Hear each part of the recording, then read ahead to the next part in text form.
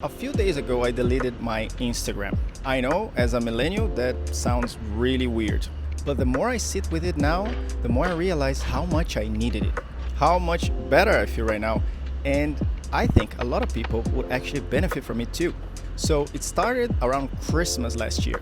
My wife's niece was over. She is 13 years old and she was constantly on TikTok the whole day, non-stop watching videos. But what shook me the most is that she never got past the third second of any video. It was just scroll, scroll, scroll, next, next, so fast that I was trying to keep up. I actually felt dizzy. And then it hit me because she couldn't sit through dinner without her phone. She couldn't even watch TV. The level of stimulation she was getting from TikTok made life really, really boring. And while I was kind of judging that, I didn't realize how much of that I was actually doing it myself. Constantly reaching for my phone, checking Instagram for no reason, scrolling through, and I wasn't even enjoying it.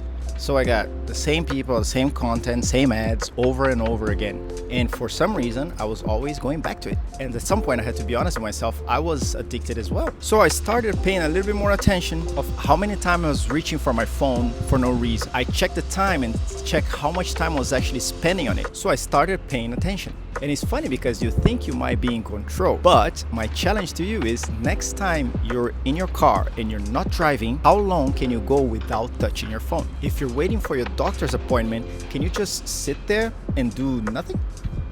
Because if you can't, that means your brain is also fried. We've all lost the ability to sit still and be bored for a few minutes, which is definitely not a bad thing. That's where, your mind clears, natural ideas come instead of this constant input and you're just consuming it, and craving for it like a zombie. And at some point I said, you know what? I don't like what this is doing to me. And big part of it is because Instagram has stopped being a social media and became an advertising machine.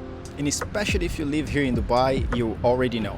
It's real estate, crypto, ice bath, trading. At some point, you're just being sold all the time. And then obviously there's the mental side of things, which is every time you open the app, everyone is traveling, everyone is winning, everyone has a six-pack, everyone's making so much money. And even though all of that can be fake, but at some point it gets to you and you get this massive FOMO. The big one for me was time and focus. You think you're gonna be there for 5 minutes and then 20 minutes pass and you just scrolled for no reason and your brain is just in constant stimulation. So I just thought that's enough. I don't wanna spend my whole day passively consuming all this information. So I wanted to stop. I wanted to read more, I wanted to write more, and even sitting here talking to this camera, recording this video, that's part of that as well. So I'm out of Instagram. Let's see what happens. I am feeling a lot more present right now with my thoughts, and this is my experiment. I'll come back here in a few days to tell you how it feels, and if you're curious about it, maybe try it for yourself,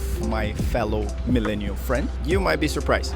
And if you're someone that's trying to take a little bit more control of your thoughts, of your time, of your life, stay tuned to this channel.